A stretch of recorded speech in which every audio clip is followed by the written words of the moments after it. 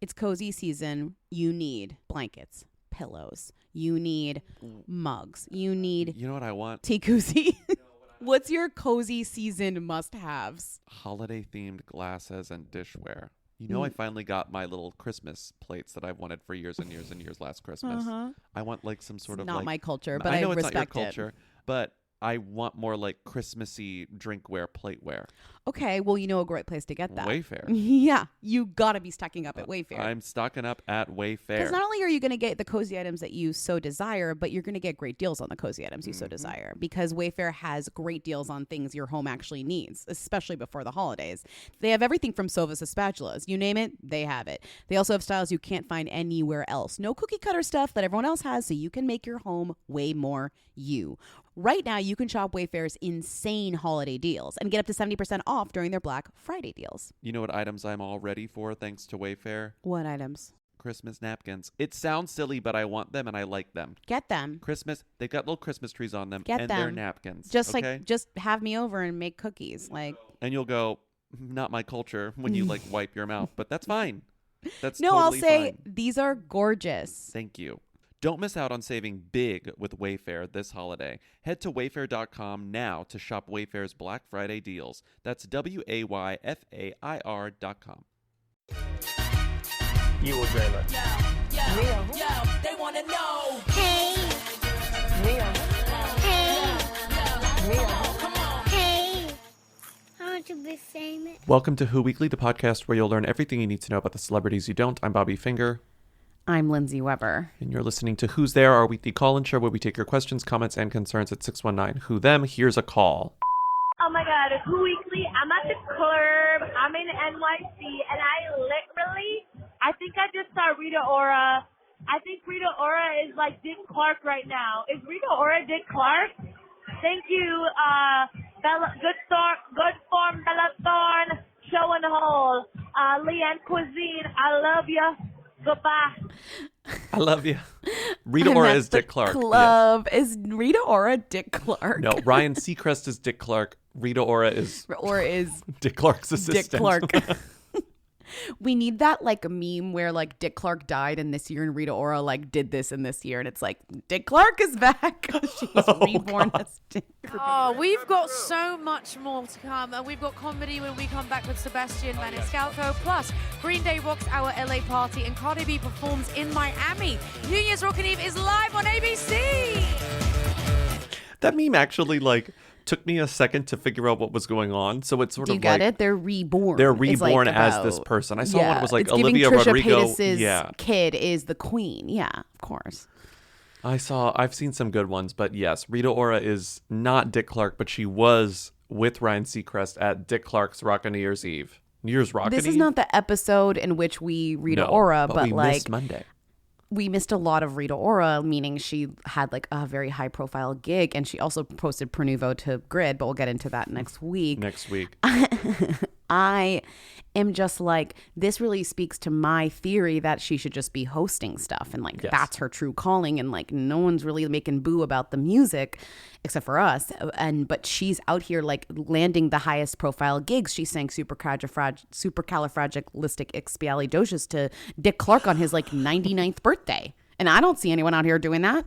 And I guess you could call that singing, but I still would somehow call that hosting. A song I for can barely children. say it.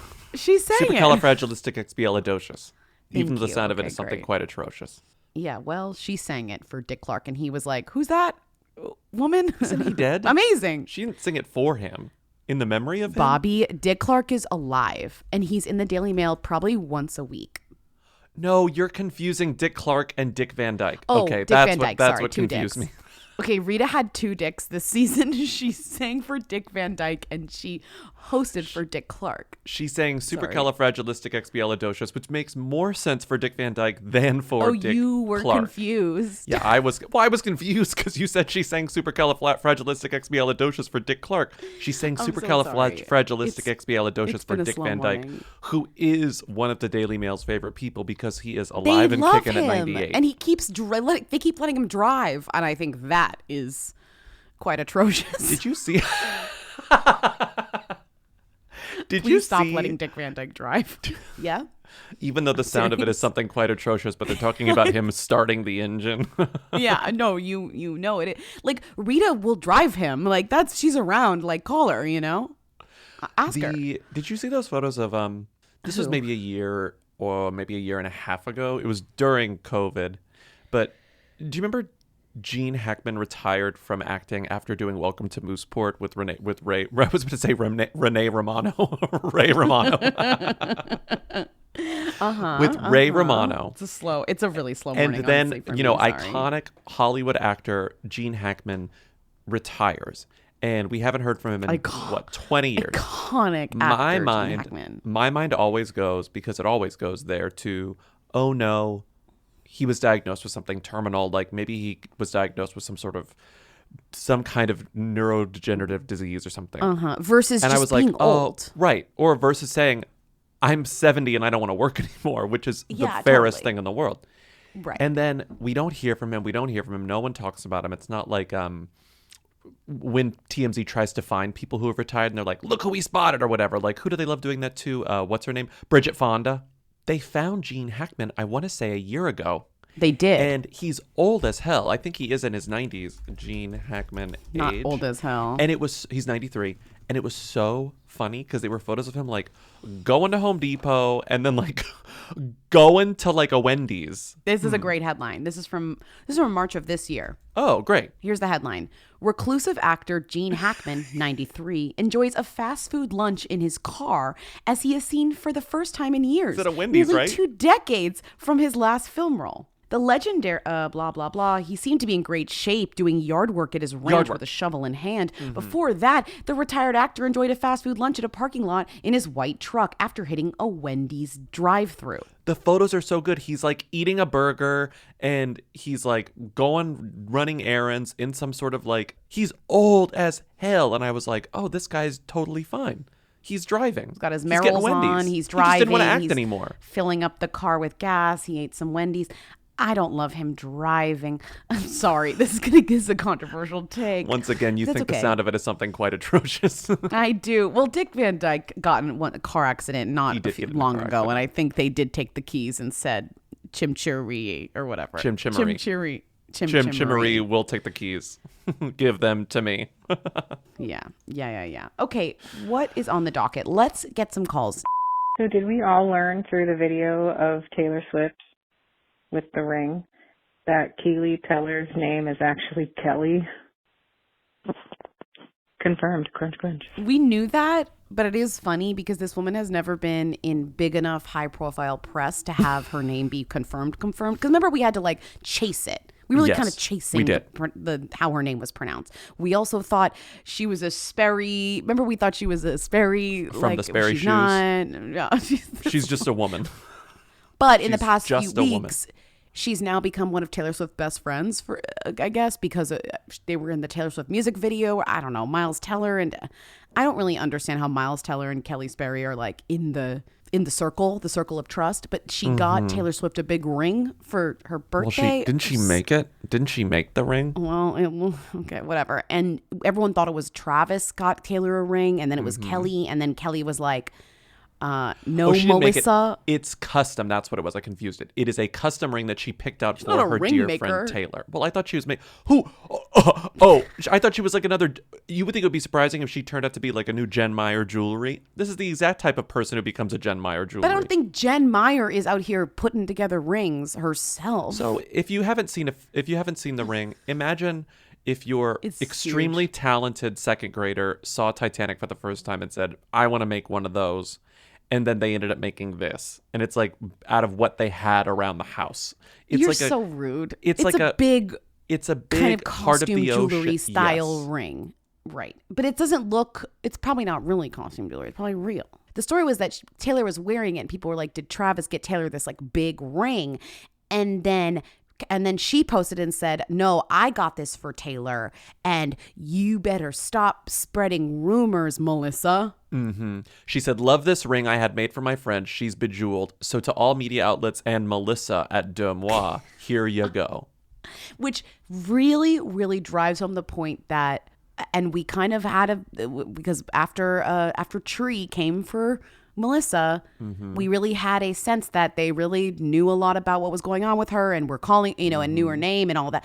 And this even drives the point more home that the conversations are being had about Demois in the Taylor Swift household, because why would Kelly Sperry be like, Melissa? Right? Melissa. Also, if Kelly Sperry is saying Melissa, yeah. Taylor Swift is saying Melissa. Melissa. I know. That's and what I'm if saying. Taylor Swift is saying it, Tree Payne is saying it. And if Tree Payne is that's saying what I'm it, saying. Travis Kelce is saying Duex Moi.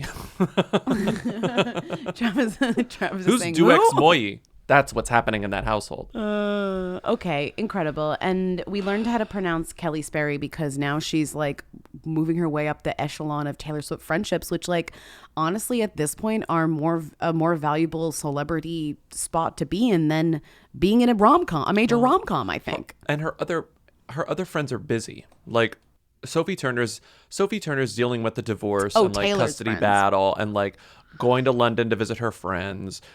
Gigi Hadid is a mother and has other priorities. I don't think that anyone is too busy to be called off the bench to come up to have dinner with Taylor Swift. Well, I guess it just truly explains think that it explains the rotation. you drop your child and you go. You say I'm gonna pause on this and I'm gonna meet her at Via Carrata. You hire a nanny, you hire an au pair because Taylor Swift's your best friend and you have to spend more time with Taylor Swift. You have to be there for her, and that's kind of like the deal, right? And you have to be on a double date with her. Mm-hmm. And you have to accept the jewelry and you have to give her your friend jewelry and take exactly one photo of it and then never see this ring again. Let's do another call. Hi, Lindsay, Bobby, Timmy. Long time. I am calling because the Queen's Christmas is in the news again because she is suing the MTA over congestion pricing. And she wrote the 26-page complaint herself. Please discuss. Crunch. It says a lot about a person if you're writing the complaint to your lawsuit against the city of New York yourself and you're not a lawyer. This busybody ass woman really is just proving herself to be as productive. Remember, we called her productive as we thought. Meanwhile, she's worried about clogging the West Side Highway. Well, Girlie, look around. If you scroll, they're initiating congestion pricing in New York City. Congestion pricing is imposing a toll on drivers of busy streets in cities so that there is less traffic and then the city makes money, right? It's just like there are too many cars in Manhattan. We need to somehow make this better. The plan comes to what am I trying to say? The plan enacts. The plan goes into effect. I love you explaining the congestion pricing. Well, no, it's like rules. it's been a conversation. It's like every Gothamist know. newsletter for like 2 years has been about congestion pricing, and so people are so mad. And it's one of those things where it's like you hear the rumblings of it being planned years in advance, then you kind of hear when it's going to start. Apparently, it's finally going to start soon.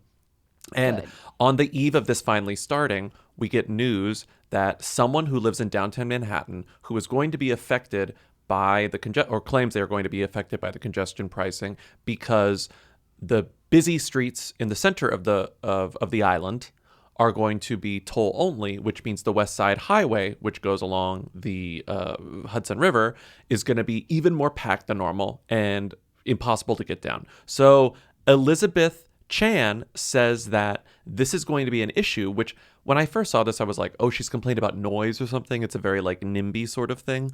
No, her explanation in the complaint is that one of her daughters, and I remember their names, do you? Noelle and Eve, obviously. One of her daughters suffers from seizures. And so she's like, if I need to get to the hospital, I need to take the West Side Highway. And if congestion pricing is enacted, I'm not going to be able to take the West Side Highway, and neither are ambulances. But after the complaint was filed, which I wrote here, Mrs. Chan said she would write the complaint herself, which made me laugh at myself. The city of New York was like, we've studied this every which way, left, right, and sideways. It's going to be fine. Yeah, but do they know Elizabeth Chan has written 40,000 Christmas songs? Like, she could help. The Gothamist story describes her as a Battery Park City holiday songwriter who has successfully sued Mariah Carey, now has another high-profile target. It's so funny that she came up again. It is a little bit giving, like, she's like looking for opportunities to be in the news. Well, you she know knows what how to they get in the say. news. When it snows, it blizzards. What? Do they say that? I was just trying to make a holiday version of when it rains. They it say it on the pours. North Pole. Yes, they say it on the North Pole. They do. I was just trying to say when it rains, crazy. it pours. All right. Well, that's great. She's and I wouldn't doubt her. And that's what I'm saying is I would be afraid of her because this woman knows how to write a complaint and a song, 40,000 songs. Why is Liz Gillies doing a Christmas album with Seth MacFarlane? Crunch, crunch. Did you just call him Sex MacFarlane? That's a really funny little slip there. I chose this call because I thought the same thing. I had and I didn't even get into it. I just saw them doing something and I was like, why? You said, why is Liz Gillies doing a Christmas album with Sex MacFarlane? Yeah, I said, this duo? Where'd they come from? I said, what's this? And I knew he was he's obsessed He's with a crooner. being I'm Sinatra and I'm singing a way that no one now is singing, but how they used to sing, so pure and so natural. And I'm like, okay, great. Relax. Because I heard him discuss it and I was kind of like, oh, he hates just the way that singers sing in he's Sorry, I hate bitch. Ariana Grande. Listen to Michael Bublé's Christmas album. It's doing what you want to do, bitch. and it's already a fucking hit. Have you heard of John Legend?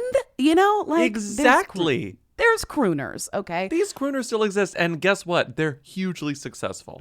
So the director of Ted 2, actually I don't know if he directed it, but I don't care. The writer of Ted 2 and the upcoming Ted Family Guy TV series. So he and Liz Gillies, who is best known for being Ariana Grande's best friend and being on Victorious. From Victorious. With her. And what was the show that we did Spawn for that I watched once? Dynasty.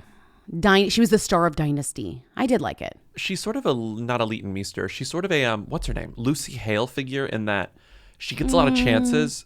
Not as much as Lucy Hale. No, but she's more of a Leighton Meester because she has that nostalgic peg to her that everybody, if you're a certain age and you watched, you're obsessed with, and therefore it kind of carries her on, and she's able to do all these other things. She still works a lot. She's a working adult actor, but the transition from childhood to adulthood has not been seamless, but she's still around. She's still quite successful. People like her. I think that's why I think it's she's doing the singing thing because she's kind of oh, I can sing and this is kind of fun and random, and also I'm pairing up with this powerful kind of TV mogul, unfortunately, and we can just keep doing this for its fun. But I didn't know, and I of course this is the main question: how'd they meet? How'd this happen? It's I didn't realize you guys initially met at a karaoke bar. Yeah. I mean, how does that happen?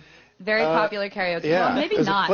Every Monday after Family Guy, we would all go and just get this karaoke bar. And there's Liz. Were you singing Julie? I was singing Cry Me a River by Julie London. Julie London. And Seth we were the only people in there that night because you go up and it's like a normal karaoke bar. You get one song, you put your name and you wait for your turn. So it would be Journey and One Whitney, and then it would just be a sad classic. And I'd be like, hey, what's going on with you? Right. So she sang Julie London, and he was like, oh, what a pure voice. What a pure voice. Oh, you're singing like you're in the 50s. You're singing like you're in the 50s, because that's how Seth MacFarlane sounds, kind of. He's got a baritone. So ever since then, when you look at, I don't know if you were to put this in here, but it's funny, once they meet, which they've told the story several times, because now that they're promoting this Christmas album, which is called Seth MacFarlane and Liz Gillies, We Wish You the Merriest. When they're doing this promo, they bring up how they met, because everyone is very rightfully they're like, how did you meet? Why is this happening? What are you doing here? After that point, Liz starts getting voice work on some of Seth MacFarlane's projects.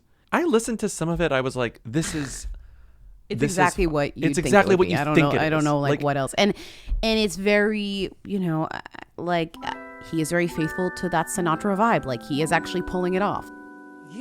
Dasher and Dancer and Prancer and Vixen, Comet and Cupid and Donner and Blitzen.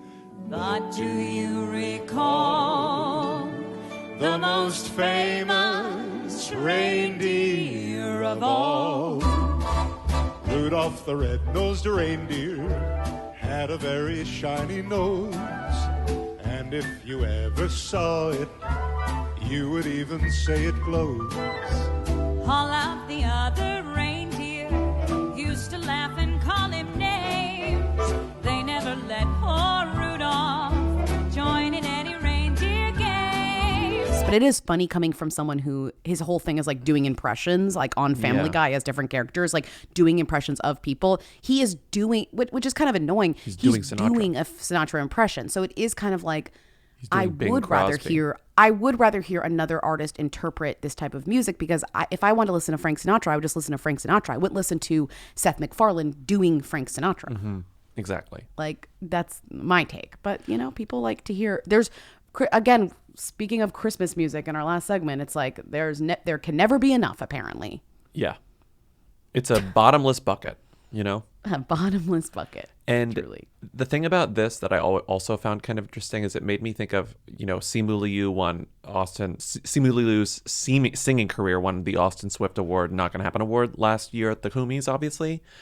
And it reminded me that, maybe I'm talking out of my ass here, but I'm going to say something and tell me if you agree.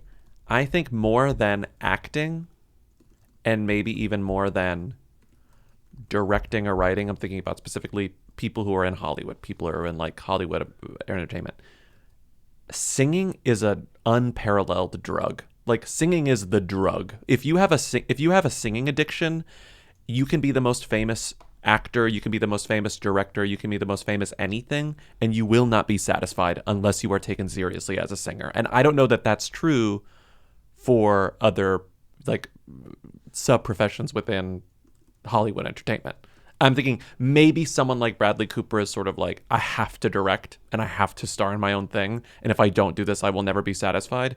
But I think for most people, it's like the singing aspirations are this latent thing that never, ever, ever, ever, ever goes away. You look at Jennifer Lopez too, where it's like, you're a tremendous actor, but like the singing is what she's passionate about, and that is that's so like how it's like right, weird. That's like why we keep talking about Rita Ora still singing. Like, Seth MacFarlane must be one of the richest and I guess financially successful people in Hollywood currently, right? That doesn't seem crazy to say. And Liz Gillies is like decidedly not that. So you have two different types of people, but they both have this passion that they cannot in any way bury or ignore.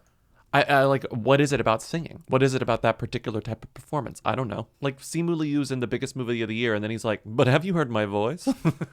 Like, enough about Barbie. Let me sing this. People love to sing. People do love to sing. Don't make me sing. Make me sing. Make me sing. Oh, don't make me sing. Yes, William, everyone is dying to hear you play. Everyone is dying, but don't make me sing.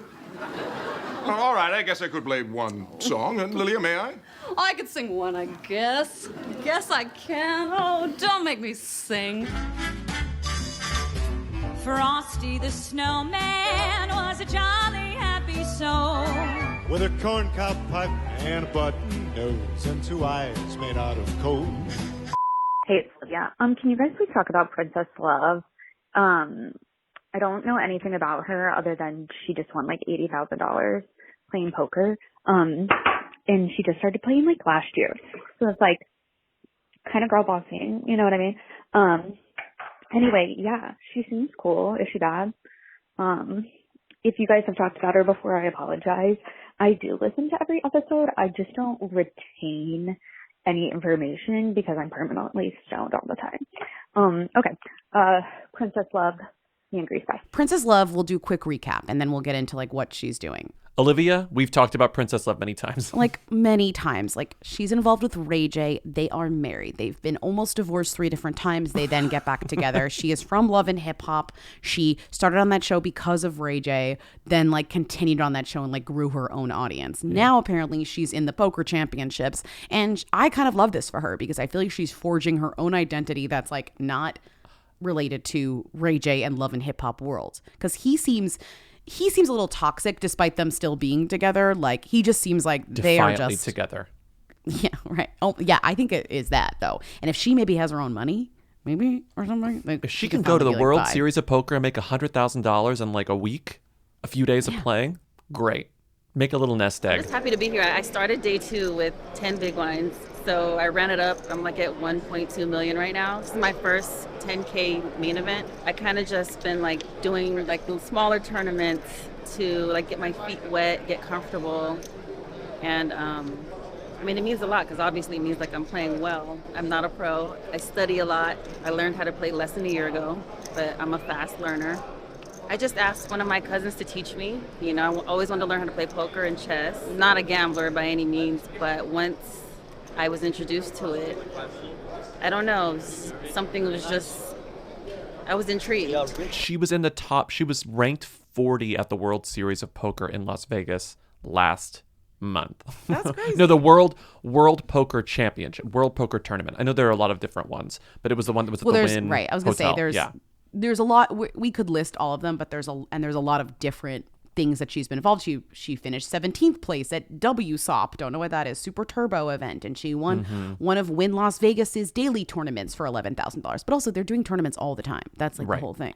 It's like they're doing tournaments at the Wynn Casino all the time. But this was the big one for the year. Apparently, this was the World Poker Tour World Championship at the Wynn. She made $132,000. Often turn up on this because celebs love to play poker. They love it. And there's like 4,000 people that enter this too. It's not, and a lot of them are, kind of famous people, because you need to have like buy-in money, $10,400 buy-in money. Because my brother likes playing poker, and he's encountered like random famous people before. Yeah. And he's like, oh, that's funny. But it's always someone like that, Well, because the thing is like, even if you're bad at poker, if you're rich, $10,000 doesn't mean anything to you. So you can just, and you like to play poker, so you could enter the tournament. Like, it doesn't mean that you're good. It just means that you have $10,000 to spare. Yes. And I think that's like why we see a lot of celebrities. But it is crazy that she made it so far up. She made it into 40th place. And there were 3,800 people there. She made it 40th place.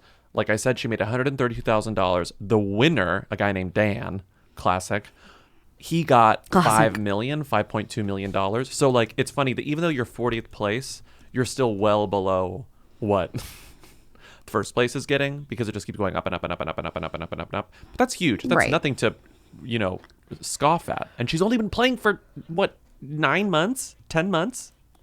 I love this. The draw is like she's good and she's famous, so like they do like to have celebrity tournaments too, because it like gets eyes on the sport, on the game, or whatever. So she's gonna be involved in that, and it's cool because she can take like Bryce Hall's money, or like whoever these like stupid celebrities are that are playing, which is great. And as you said, it's really great that she's getting press coverage that is not really, or broad press coverage that's not related to Ray J at all.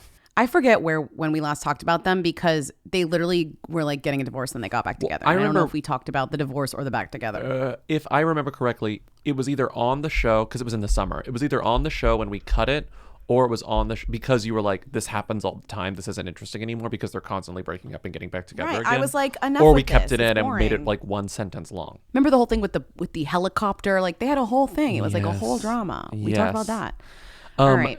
I want to play this clip because I think it's funny the way that this phrase is used in this particular context. This is Ray J talking to Entertainment Tonight recently, like a month ago. What did you just say about tonight? I said love wins. Before we get into the winners, the best new artists, love wins. I love you, baby. I'm listening. I'm trying to compromise. I'm never going to let you go.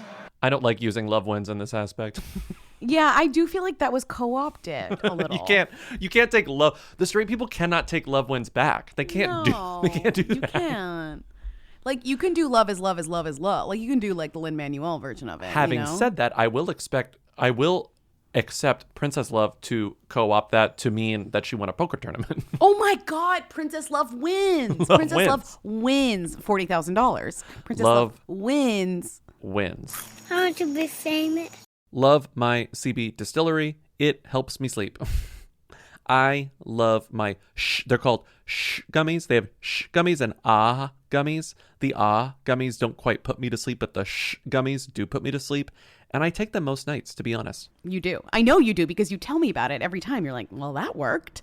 And for Bobby, nothing seems to be working. So this is an incredible breakthrough for you. Genuinely a huge breakthrough for me. CB Distillery's targeted formulations are made from the highest quality, clean ingredients.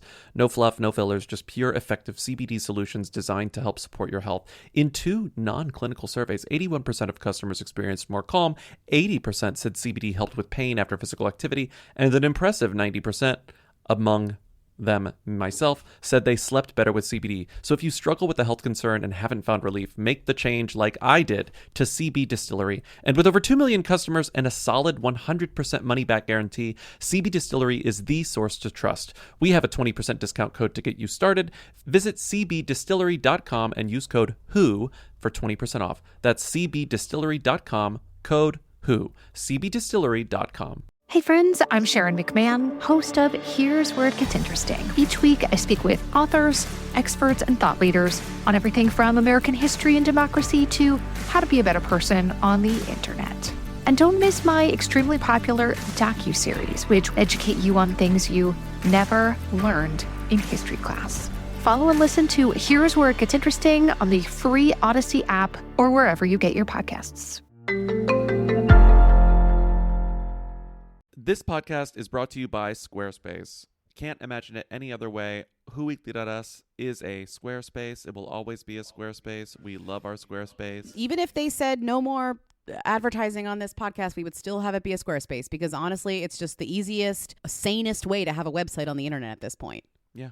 I really can't think of another option. No, I wouldn't even know how to do another option at this point. It's like it is a perfect way. I know they have all the features I need. If there's a new feature that I need somehow in the future, I know that they're going to have it. Mm-hmm. Let's say there's something we need to do on this website that I can't even think of right now. I know that in the future advances, that they will have our back. I trust that Squarespace will keep up. Well, because right now it's like, we have our tour dates that we're able to change on a whim, which we need to. But Squarespace does plenty of other things. They've got, you could do a course, you could host a course, you could do analytics, you could do email campaigns, you can take payments, you can sell stuff. I mean, it's like we could do whatever we wanted on Squarespace, and I am actually comforted knowing that I could do that in the future. Yeah. So head to squarespace.com for a free trial. And when you're ready to launch, go to squarespace.com/who and save 10% on your first purchase of a website or domain. That's 10% off your first purchase of a website or domain. I want to be famous. Oh my God. Simone Biles' husband. What the fuck? Like, he's a who, right? I don't give a fuck about sports, but he's a who. Simone Biles is a them. Everyone knows Simone Biles. Her husband? And he said that? What the fuck? Crunch. What did I saw this You should play the clip. kind of didn't trace it back. I will. What did he say? Okay, we'll play the clip. He said on the Pivot podcast, which is the funniest name blindness thing that people had. A lot of websites. Decider did this, the New York Post did it, Page Six did it, and then they thought he was on the Pivot podcast, the New York Magazine with Kara podcast Swisher. with Kara Swisher. Yeah, but really he was on the Pivot podcast that is a football podcast with Ryan Clark, Fred Taylor, and Channing Crowder. So I was why did he say this on Pivot with Kara Swisher? Yeah. I've never even listened to the Pivot podcast with Kara Swisher, but I'm pretty sure it's not about sports. And anyway, on this podcast, he said that he was the catch in the relationship. Was he making a football pun though? And was he joking? No, he wasn't joking. Well, no. Well, what's the sort of, kind of? No, he was. Okay, stop. Well, yes. Well, no. Well, he was not joking. Kinda. Wait, let me actually just play the clip for you so you can hear it. For a couple of days, man, and it's she pops up, and I'm like, let me see who this is. Gymnastics. I ain't never, I never really paid attention to gymnastics, so it piqued my curiosity, So I'm like, okay, I'll see what's up. I swiped her, and it said we matched, so I'm just like, oh, okay, so I'm gonna see what's up. So I go do my workout, and I come back, and I get I had some likes on my Instagram, and I'm like, oh, this might be. I'm like, okay. So I see what's up, and then I still waited. I'm like, man, I'm gonna wait till I, take a shower and everything. Then I come back to my phone, and then she messages me on the app, hey, you know what I mean? And I'm, man, this gotta be fake. I don't know. I didn't know who she was at the time, but the first thing that I saw was that she just had a bunch of followers. So in my mind, I'm like, okay, she gotta be good. I promise you, I'm a real life story. When she won the Olympics, I was in college, and we didn't have NBC, we didn't have Olympic channels, and we're in camp. Late July, early August, so I'm not paying attention to, so I never would have had a moment to where I would have watched, Jonathan, I'm gonna let you finish your story, man. Continue. But like I was saying, man, she messaged me. This was a Tuesday, and we were texting back and forth, and then we hung out Friday, man. And we couldn't do much as COVID happened. Everything was shut down. So She came through down to Houston. She lived in the suburbs, so she had to drive about 45 minutes to me. Then the rest is history, man. So you was really the catch in. I always say the men the catch, man. I always say we the catch, man. Yeah, so she really booked you. She did though. Is what you're saying? Cause I was fighting it. So in truth, if I say this out loud, was Jonathan Owens ain't really want Simone Biles. Is what you're saying? At the time, that's what I'm not gonna say that. That's what you're saying. I was afraid. I was afraid to commit. I'm like, I'm. Also, but literally, you're an athlete. You watch, like, athletes watch the Olympics. Like, I do not believe, like, sorry, like, athletes engage with the Olympics. You're an athlete. That's So- that's the top form athletes, babe. Like, what are you talking about? This is, of course, a video podcast as well. So you see, it's intercut Oh, you see between body language. him telling the story and then Simone, like, absolutely beaming, eyelashes fluttering at everything he she's says. there. So listen, yeah, she's there. All right, now that I've heard this, I'm blaming the host. The host is it's leading, and he's laughing, and they're joking. Because it turns into a headline that is a little incendiary. Everyone started talking about this, obviously. But don't you think after hearing that, you're kind of like, first of all, the host is being a little cheeky, a little bitchy, and he's putting words in his mouth. I mean, to be fair, he should have shut it down. He should have said, no, of course, she's like a gold medalist. You know? Like, Yeah. no. I mean, I guess listening to it again, I'm more offended by him saying he didn't know who Simone Biles was because I just don't because believe I also that. think that's just a lie. Right. Like, I think that's just not true. And that's more of the issue here. Yeah, and I guess listening to it again, what he's saying is that she really wanted to make a relationship happen and he was a little more guarded. So the fact that she was able to convince him means that he is the catch. Which has nothing to do with their fame levels. It has everything to do with, like, literal gender dynamics, if we're going to say anything, where, like, one person, or just relationship dynamics, which is like one person is like dating casually and one person is like, I'm settling down. So, okay, Yes. that's different than Also- what people are saying in these headlines. Yeah. I love this. Did you put this in here or did Timmy? When I didn't even see this. When What? he said that I he didn't. didn't follow gymnastics. Oh, the tweets? People found his old tweets from 2012 where Yep. he's talking about how much he Yep. loves Gabby Douglas. Damn, Gabby is good. Gabby with the gold. Gabby just need to get them bottom teeth fixed in them, and then her smile will be cool. LOL. So not only is he watching gymnastics, he's scrutinizing gymnastics. Yeah, right, that's true. So, like, the lies of him. In 2012, what Olympic? She was in those Simone was in those Olympics, right? I don't know, maybe not. Gabby Douglas was before. I think she's a little too before young. Simone. Yeah. Let me see. Yeah, she wasn't in 2012. She turned 15 in 2012. I just feel like, well, she could still be in the Olympics. Are you kidding? Like, not great, not so far off. But he's saying he didn't watch those Olympics. I was in college. We didn't have NBC. We didn't have NBC in college. Whatever. I Babe, think it's everywhere. I think, NBC. I'm touching NBC with my hands. It's in the air. NBC. Oh my God, this weekend are the Golden Globes. Speaking of NBC, are they even on NBC? I don't know, but I'm just No, they're on thinking about CBS. They're on TV. CBS. Well, what we're getting is callers like the caller who called in being very shocked by what Jonathan Nolan said. I think in a way, rightfully, because he did say it. It wasn't taken out of context. It wasn't taken out of context, but the tone, as you said, and the leading questions sort of change your perception of what he said. So I guess it was taken out of context. I'm just like, I think it's like one of those things where there's a gray area there's a fine line between taken out of context and needing to hear it, like needing to actually hear the cadence with which it is delivered and whatever. So I think the caller called in because she saw it spoken about on The View and written about in headlines like The View co-host clash over Simone Biles' husband, controversial remarks give him some grace. Because when you do hear it, it makes a little more sense. But after this went viral, then the headline became the thing, and now they have to speak towards it or something. But I think what the problem is, like, now that it became a thing, her reaction to the misunderstanding was actually was what was surprising people, because she wasn't kind of being like, she was like, just going along with it. Sorry, I love him. He's amazing. He's my man for Right. life or whatever. Right.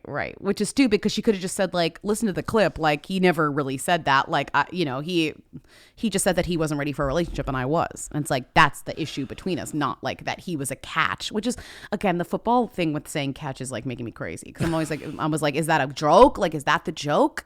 But no, it's like, no, because he did say I was the catch. Blame the host, but the host said, were you the catch first? Yes. The host said. And the coach kind of said it with a laugh. The host kind of said it with a laugh, you know. Yes. She caught him, technically. Yeah. Well, I don't know what position he plays, so I don't know if he catches or not. He is a I just looked this up. He's a football safety. I don't know what that is. What does a safety do? LOL, you looking it up as if you would know what the role would do. Oh, okay, he's safety. Okay, he's a safety. He's a safety. I don't know what a safety does.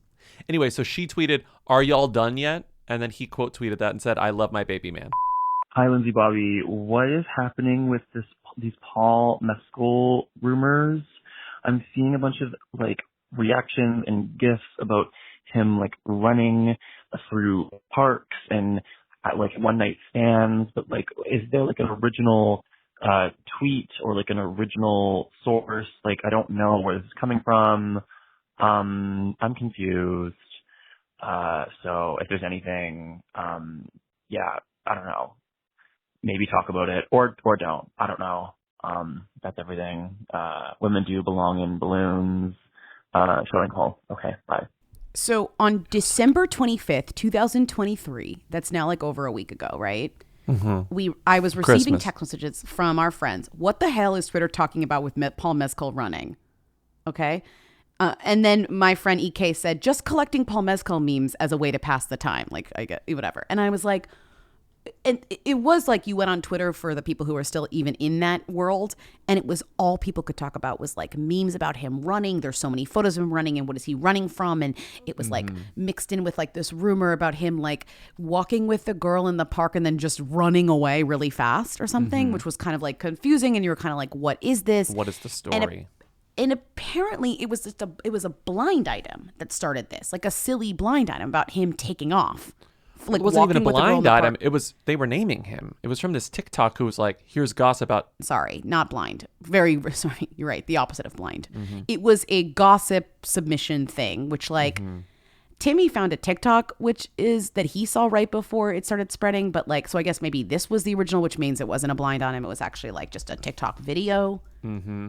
Did you watch this? I watched the video, the girlie being I've heard from multiple sources, which is oh my God, TikTok is such a disaster. I know. Why do we believe this person? Why do we believe all of these new Melissas that are popping up left and right? Not new Melissas. Who's this new Melissa? Who is this new Melissa? It has more to do with the type of character he is in our culture at this point. This sad boy vibe that everybody's put him in this box where he's posting Mitski songs and getting broken up with by his his fiance, and the pictures of him running in the short shorts. And I think we've kind of put him in a little bit of a dangerous box in terms of whether or not this is him or isn't him. It's most certainly not him. We don't know him. It's a characterization that is a little restricting and kind of a cartoon. I hope that he's able to have a sense of humor about it, you know? I think that he is, I put this here, but I think he is too. a them who thinks he's still a who. But I think he is not, which is a weird place to be because you don't understand the attention. You're not prepared for it. And I also think not only does he think he's a who, I think he's a them who his fans think is a who. I don't think his fans are aware of how famous he is. I agree. They think that they're in a rarefied club of people who like Paul Mescal, but it turns out that actually he's quite a popular actor and figure and star at this point, and he has really... His fans think that they are just out here standing Jack Loudon like me. No, I'm standing Jack Loudon a who. You're standing Paul Mescal a them. I'm sorry. He's an Oscar nominee. Right. He's surpassed the Harris Dickinsons of it all too, you know? But Harris Dickinson whiffed out the window when Paul Mescal showed up. Although whiffed. He didn't whiff out the window. I love Harris Dickinson. He's I love Harris Dickinson. I saw a very funny tweet that I almost retweeted on Who that was smash this retweet if it was a Harris Dickinson fan club tweet, and I was I should have done it. You can smash it. If I'd seen him last night, I'm hoping to see him in the future. If I saw him last night at the New York Critics Circle's Choice Awards that I was invited to as a +1. I'm hoping I see him in the future, just talking about Harris Dickinson.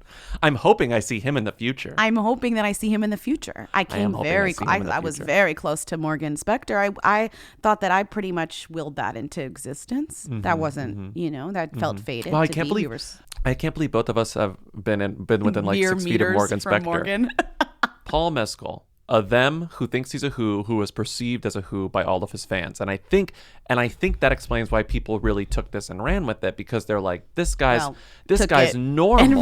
We can make fun of him and it's funny and we're being kind about it, right? And ran with it. Took it and ran with it. Do you get the joke? Yes, I get it. Ran with it. Okay. And it's a kind of non-judgmental, I think this was a you thing, but he goes, this is Timmy, I saw an interesting tweet that I can't find that says having a, quote, harmless, weird sex rumor raises his profile and puts him on a level of Leo with his headphones. Yes. Meanwhile, this is not a sex rumor. It's like It's a post-sex rumor. It's that after he has sex with a woman, he takes them on a walk in the park and then he runs away. But the question, but the implication, and I was sort of like, is this meant to be like, wow, we're shaming him for doing this to the women, or are the women into it? And from what I could tell, it seems like people were treating this as though the women thought it was funny.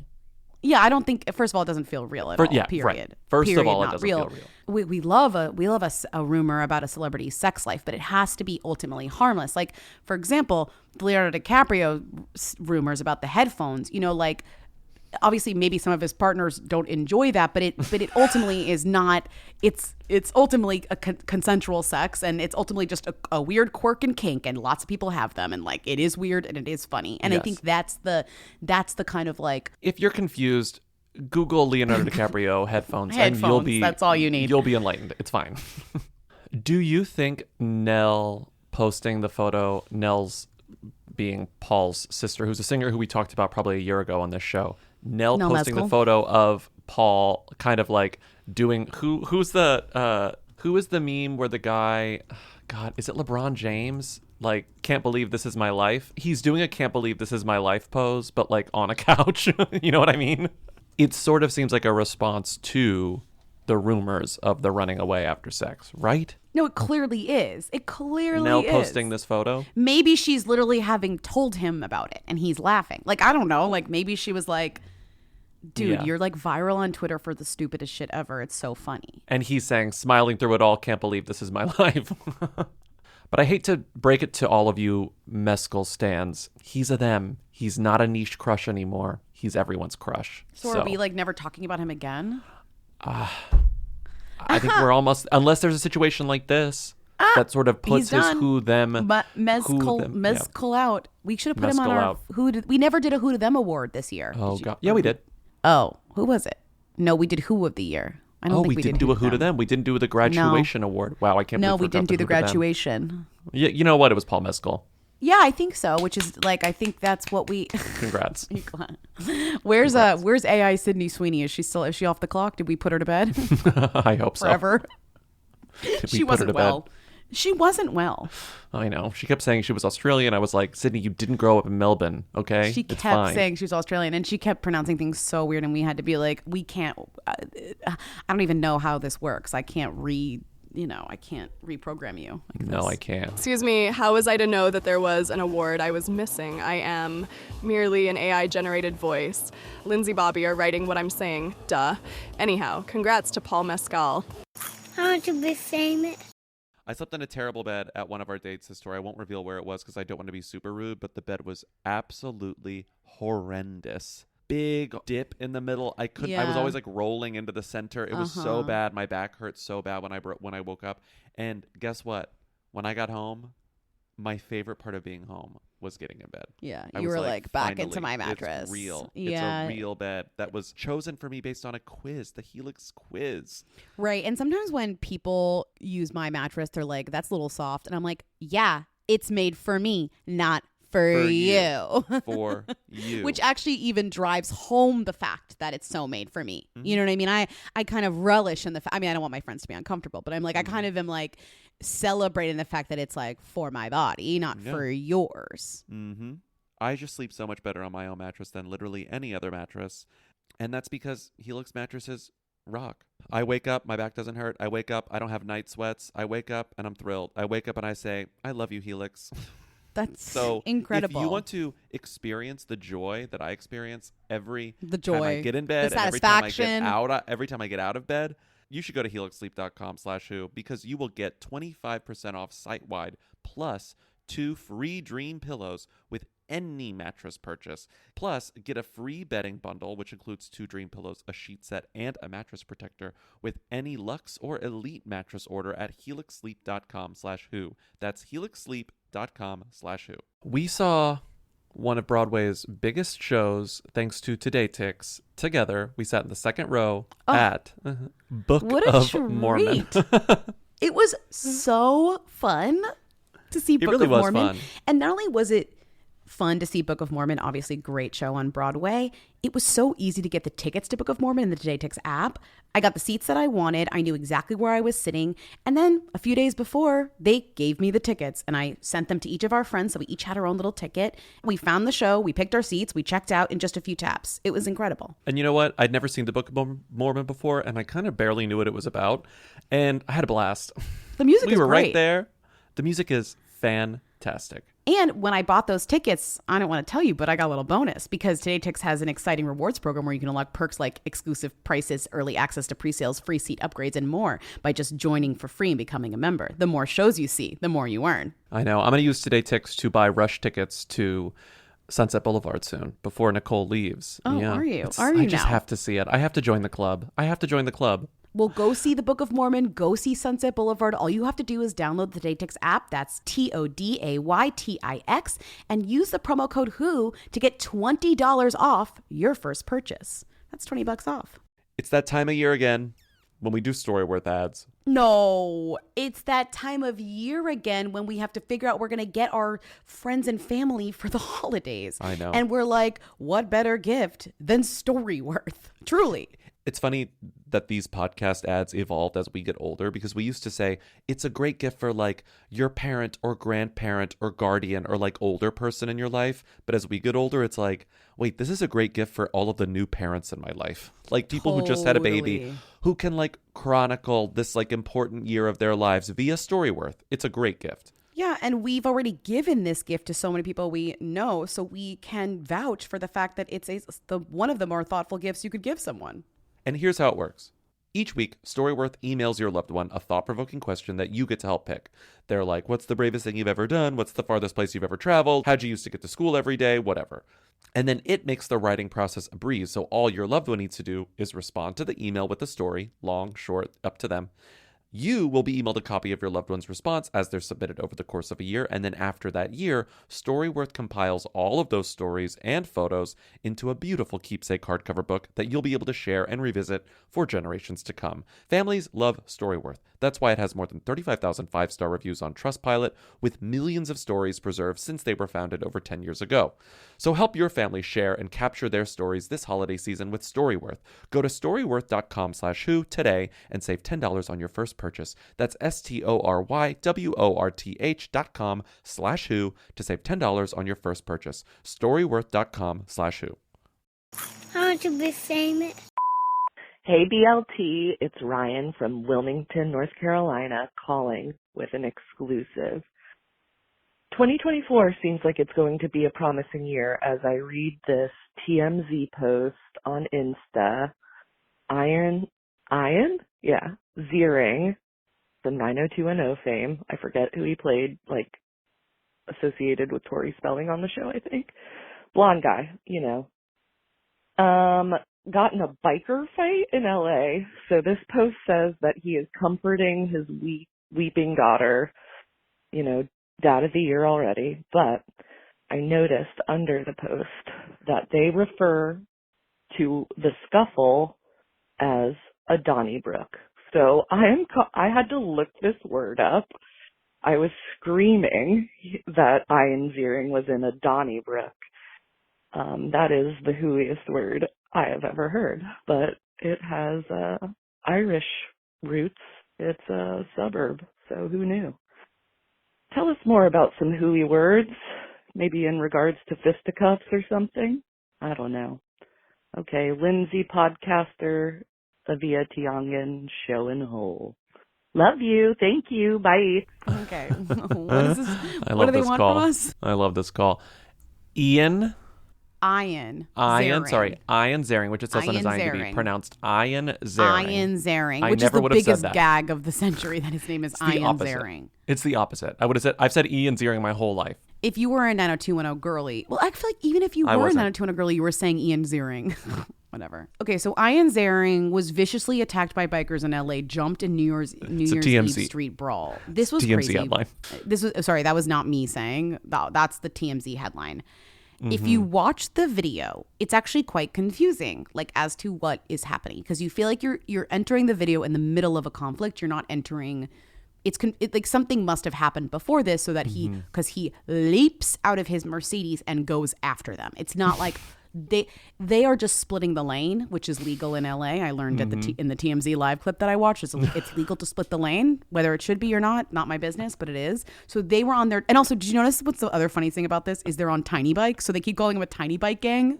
Yeah, which is like the bikes are so cute. Like the bikes are gorgeous. Like, they're tiny bike. They look like Mario Kart bikes. They got big wheels. Yeah. It looks like he is literally being beat up by a bunch of Mario Kart players. Like, you're so right. Like, they're so cute. And in this TMZ live segment where Harvey and his co-host interviewed two of them who are wearing masks and are like, don't get us involved, but we'll tell you what happened. One of them was filming. Yeah. They say that that nothing happened before the video. The video is actually where it started, and that he was already parked. He was parked there. So it wasn't like there was something that happened before that got him riled up with the bikers. It's that they came upon him parked because there was somebody in front of him parked in awful, Hollywood and Highland traffic. And they tried to split the lane to go around him, and he jumped out of the car and started beating the shit out of them, which makes it seem less of a them problem and more of a him problem, because he did throw the first punch. Well, it seems like he threw the first punch, but I have to say, I'm trying to be generous. I still kind of don't know what's going on in this video. But don't you think when you heard their explanation, which who knows if they're even telling, because then Harvey was like, you guys going to talk to the police? And they're like, we don't talk to cops, which is like slay. You do right. not. Why would you talk to cops? Talk to Harvey, but don't talk to cops. But it made sense when they were like, there was a car in front of his car and he was just parked. And he was like, stopped it wasn't in a lane. Like yes. He was stopped in a lane, the and we were rolling up and we split the lane to go around him just to keep going forward, and he was stopped, and then he jumped out of the car and started wailing on them. And in the video, they don't touch the car. He just gets out. Because in the there are two videos. There was the first video which sort of pans as the bikers pass his car. Then when it pans back to the car, the fight's already in motion, and you don't see who threw the first punch. The fight is already happening. But now there's a new video that TMZ premiered in their TMZ live clip. He says, yesterday I experienced an alarming incident involving a group of individuals on mini bikes. I'm sorry, I keep saying mini bikes. It's just like it doesn't help your case. Yeah. Well, stuck in traffic. Okay, so he admits, I'm stuck in traffic. I'm in one space. It wasn't like we were all together and something happened. I was there. My car was approached aggressively by one of these riders, leading to an unsettling confrontation. In an attempt to assess any damage, he thinks one of them hit his car. Yes. So he says he got out of the car to see what happened to his car. This action unfortunately escalated into physical altercation, which I navigated to protect myself. Which, you want to fight 10 guys on little bikes? Come on, you're gonna. No. I'm sorry, but the hubris to be like, I'm taking on 10 guys is actually 10 guys on little bikes. You're right. 10 guys on little bikes. Okay, I still feel very it. It sort of seems like he did throw the first punch, but I also don't. It's hard for me to believe that these people on mini bikes who were being obnoxious didn't do something aggressive, I'm kind of but also he started. The safest place to be is in your car with the windows up. You want to get out of your car and throw a punch in the middle of the street. I'd never. Well, I know you would never, but it does seem like he started it. So after this goes viral, the first angle of the video, which, as I said, doesn't show who threw the first punch, unlike the second video, which shows him throwing what seems like the first punch, seemingly. He posts it is technically a video. I've never seen anything like this in my life. Just when I think there's no way I can be surprised by the way in which a celebrity comments on something online. Right. I know, it's really incredible. It becomes 2024 and Ian Ziering posts a still image of himself set to Coldplay's Sky Full of Stars as a caption in one of the ugliest fonts imaginable, slowly appears frame by frame by frame until the entire statement is released. And it feels like it takes the entire Sky Full of Stars song to, play in full. It doesn't. It's probably a minute long. But his full statement is, Yesterday, you have to play Sky Full of Stars over this, so I read it.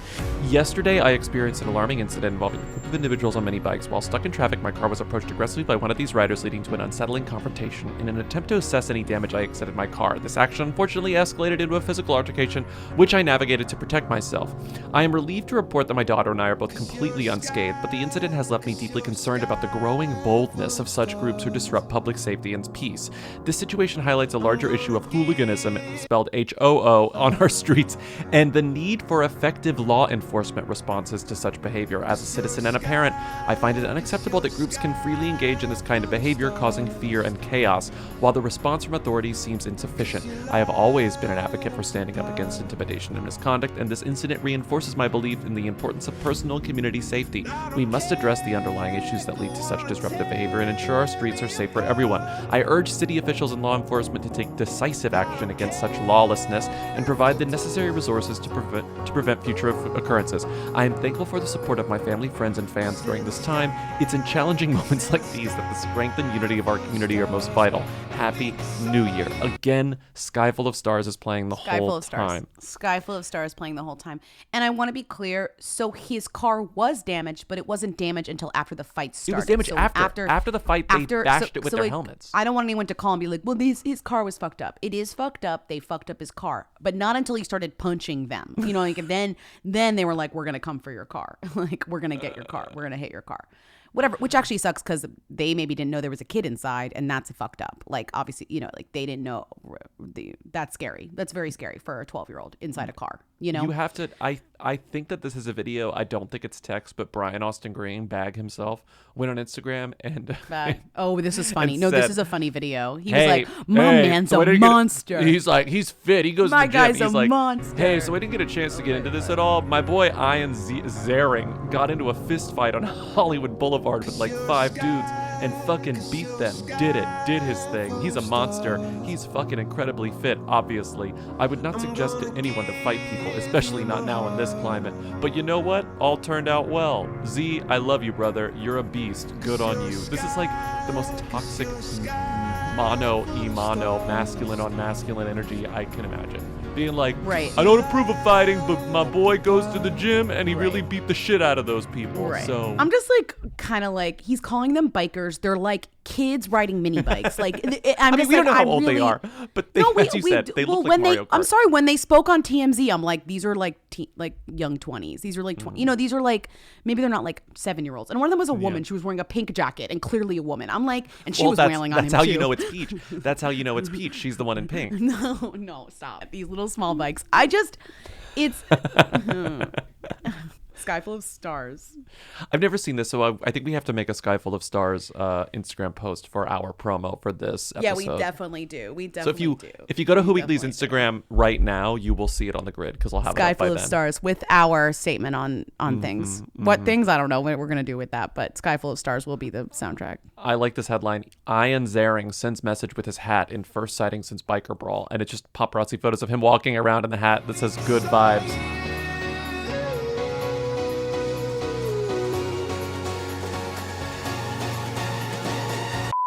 Hi, Who Weekly. I'm calling to ask if Jeffrey Wright is a whoer of them. I know exactly who he is, and I know that you liked American Fiction a lot, and he's the star of it, and I just saw that with my husband. And going into it, I was trying to describe it to him, and he had seen the trailer, and I was saying that, it starred Jeffrey Wright. And I was like, you like this actor, and was trying to describe things he's been in, and was like, French Dispatch, he has a featured role, he's in Catching Fire, and after the movie, Brandon was like, oh, you should have just been like that's my husband. He was like, you should have just been like, oh, he was in Westworld. But because Westworld, that was a super them-y show, I feel, at the beginning, but it just, fizzled so hard, as documented by your podcast itself, I had totally erased that. So anyways, it's interesting because, I feel like he's so notable, but a lot of the narrative around the season, with his potential Oscar nom has even been, he's been in so many prestigious projects or given such great performances, but not really come close to a nomination before, and that's why people are hoping this will happen too. And I think it all just goes back to this, like he's a super familiar face, but is he actually a them? Good form, Bella Thorne, showing Hole. I mean, he's going to be a them after this movie, right? Anyways, that MacBook. Jeffrey Wright. So I think the question isn't, is he a who or a them? I think the question is he a prestige who or is he a them? But I haven't answered at this. Okay. Let's do What is 1, it? 2, 3, them. Who? Really? Yeah, I don't know. Why? You think he's a... I just think tell he's me been why. around too long at this point. You think he's a them? And I think TV, not to do this, but I think even though it was Westworld and even though Westworld is a flop, I think he was one of the draws of the show. He was one of the... He was. No, he that's was one true. of the thems. He was like an That's anchor true. tenant. And I do you think know? the conversation behind this movie and them all being like, why hasn't Jeffrey Wright been right. awarded? The way that people talk about him. The way that people talk about him does feel them-y in a way that's like, oh, you guys were talking about this? Or like, this was a thing that we were all thinking about, maybe? like, or wait, maybe why it's just like hasn't he- we weren't in this. Right. It's like, why hasn't this ever happened for him before? Why doesn't he have an Oscar? Why But that's doesn't why this? Prestige Why Who doesn't kind of that? makes... That's why Prestige Who kind of like tracks for me. Yeah. I mean, I'm willing to give it Prestige Who because he is, as he talks about it in all of his interviews, like he never really plays the same type of character twice. So he's not really pigeonholed, but he's in a lot of stuff. And he's known for like, he's known for his like The French Dispatch and like Shaft. And he's from a very small 2000, role in The French and the Dispatch, too. Batman, in which he's like, these are He's like smaller the cop. roles, you Yeah. know? Yeah. Yeah. That's all. I just feel like it's not, like this is his first, like, not his first leading film, but like it's up, you know, but the fact that he's One in of his first. Rustin and American, like he's in a lot of stuff, but you know. I feel really torn because I do think I want to say Prestige Who, but the way people have been talking about him this award season makes me think that he might be a them because everyone sort of But feels maybe the same he's way. like becoming a them because it's like he's having this big moment and he's going to win an award for it, I'm sure. And then he's in Batman 2 coming up, in which the top 3 cast are him, Robert Pattinson, and Andy Serkis, who's, you know, Pennyworth. Like it's like he's already in that.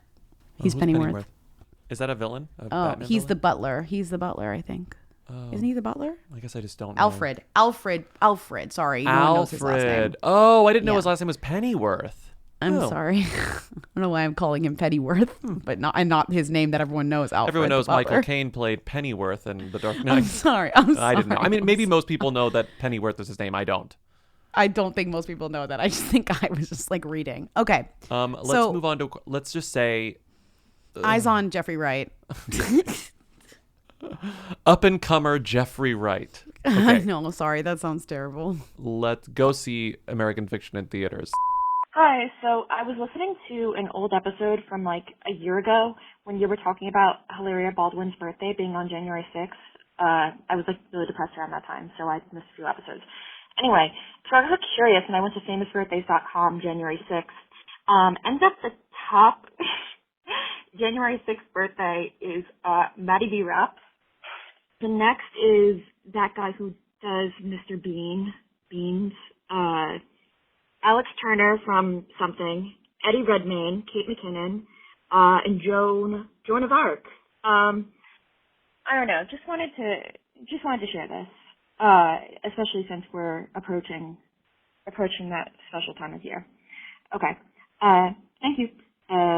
Showing Hall. Bye bye. Joan of Arc being number 18 below the rapper Polo G and Kate McKinnon is like extremely her face, like Joan of Arc, like being It's like a mosaic, isn't it? It's like not like a real. it's literally it's literally a mosaic. It's like we don't have pics of her. Like there she is. Like she's only a few slots above Tiffany Pollard, which actually is kind of Tiffany Pollard should figure that out. You Tiffany know, Pollard Ree should be more Drummond- famous than Joan of Arc, please. Ree Drummond and Tiffany Pollard are back to back. This is an incredible list. Julie Chen on the cursed January 6th birthday. Keisha Cairo, one of my favorite Instagram followers. She just released one of the Squatty Potties with her name on it. I don't know if you saw She that. did? Yeah. yeah. Yeah, it's called like the Keisha Squat or something. Like she's slaying. Oh my her god! Instagram. It's called the Kaor. Wait, it's loading really slowly. The Kaor poop stool. I'm sorry. Yeah. She called it the Kaor poop stool.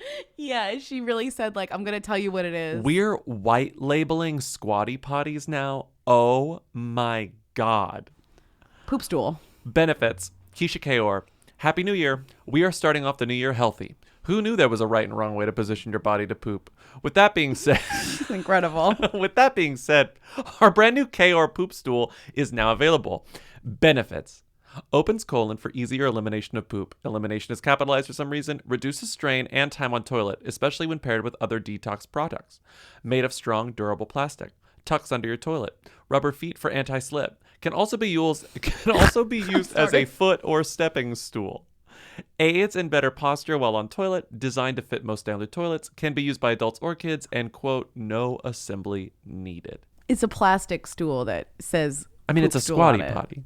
Yeah, no, it is obviously a squatty potty, but she's launched her own. Oh my God, she sells poop tea. She sells poop tea as well. Oh my God. Okay, so the lineup of January 6th birthdays, which to be fair to January 6th, like this wasn't an issue until recently. You know, these people just had a normal birthday. To be fair to January 6th. Anyway. Well, I'm just saying to these people with this birthday, it's like something crazy happens on your birthday and you're already like, whatever, 68 years old, like Mr. Bean is. Like that's just unfortunate, you know?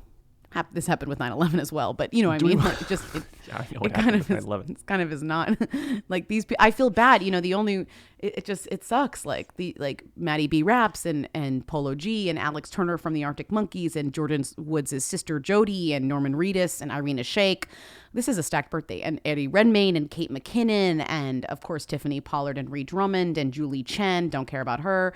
And who else? Ilaria Baldwin's not even on here. Ilaria Baldwin didn't make the top 50. Oh, no, 48. 48. Are we? She's not in the top 100. There's no way. Okay, do we want to rank these? I forgot to put Alex Turner on here. Maddie B, Rowan Atkinson, Alex Turner. They're already ranked. I should have made you guess. Who is the themiest person? Is there a themi? This says Maddie B is the themiest January 6th birthday. I don't agree with that. Who among these people is the themiest person in your eyes? Rowan, Alex Turner, Norman Reedus, Irina Shayk, Eddie Redmayne, Kate McKinnon, Jonah Bark, Tiffany Pollard, Ree Drummond, Julie Chen, Keisha K.R., Nigella Lawson, or Eric Trump. God, I hate that it's like Nigella Lawson and like Norman Reedus or something. Julie Chen. I think it's weird that Nigella Lawson is so low. Nigella Lawson is like insanely famous. As you know, it's based on an algorithm that has to do with search and news. So it's like who's in the news. Why Maddie B is number one, I'll never know. But it's just like, it's like who we're talking about. Like that's why Irina Shayk is so high, right? Like that's why like Joan of Arc is low. That's why we don't know about famous birthdays. Over, okay. Their proprietary algorithm is like a mystery to us and will always be. I guess in England it'd be Rowan. I think it really is Rowan. Okay. Like Mr. Bean overall? Mr. Bean is themier than any of these people. Who knows his name? No. And Rowan was just in Wonka. I think that Rowan is this eternal famous face in the English-speaking world. I don't know. And also Kate McKinnon's pretty famous at this point. Not more famous than Rowan. And I would say not more famous than Nigella Lawson. I think Nigella Lawson is way too low here. I think Nigella Lawson is way too low. I weirdly think that Julie Chen embodies all of the things. Like she has drama. She's been on TV for a really long time. She's hosting Big Brother. Like that to me is like the themiest person here for all those reasons. Like she has everything combined. Like where would keep you in the press? She has journalism. She has drama. She has television hosting. You're right. And an audiobook. She's part of a scandal. She's still hosting Big Brothers and an audiobook. She got a bob. Then she got rid of the bob. She got a bob, and that should really bump you up to the top if you have a cunty bob. I just got a bob, and I just think like that is huge. Oh, I saw for the me. pic. And I saw the pic. Yeah, it looks better in person. I think the pic was not. It looked good. It was not zhuzhed up, but yeah, no, it looks tomorrow. really good. I'll see your bob tomorrow. I see my bob every time I look in the mirror. Well, I was gonna say now you're not the only cunty bob on this podcast. It's still funny. It hits every time. It's really funny. Okay, yeah. I'm gonna say Rowan is number one, and I'm actually gonna say Nigella and Julie. Nigella and Julie are close 2-3 for me. Okay, fine. Okay, let's do. Not even close on this list. Ilaria. Thank you for listening to another episode of Who's There. Keep calling in at 619-WHO-THEM to leave questions, comments, and concerns for our Friday show. We'll see you again on Tuesday with the main show. Support us on patreon.com/WhoWeekly for bonus episodes, a Discord server, commentary tracks, and more. You can also get the audio only on the Apple Podcast app. Rate and review us on Apple Podcasts while you're there. We love your ratings and reviewings. Thank you to Katie and Eric of the Who's for providing our theme song on Tuesdays. Thank you to Timmy, our research and editorial assistant, for researching and editorializing. And have a great weekend. Happy January. Bye. See ya. Bye.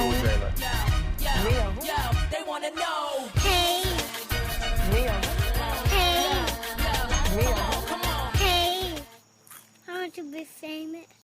Hi, Who Weekly. This is Hannah, friend of the pod, and I just had to let y'all know I was reading Becca Freeman's new book, The Christmas Orphans Club, and found what I truly believe to be an Easter egg.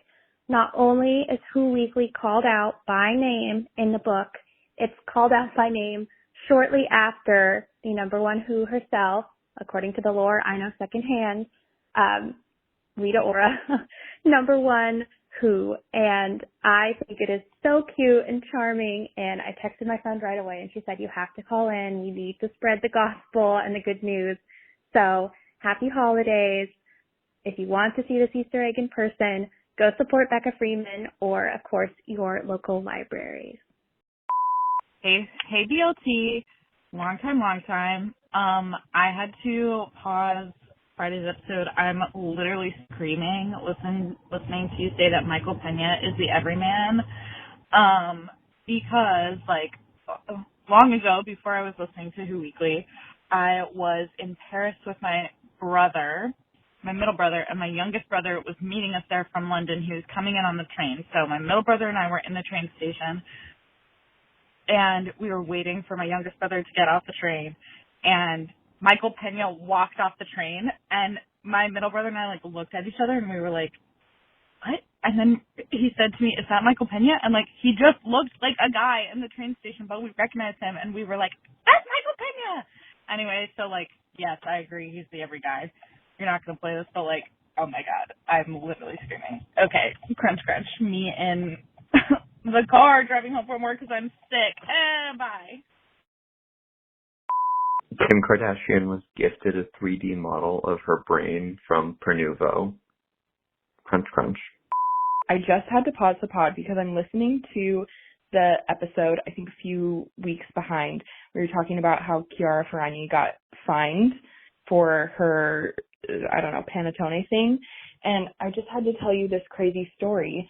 I just got fined by the Vatican because I was there a year and 3 months ago with some friends.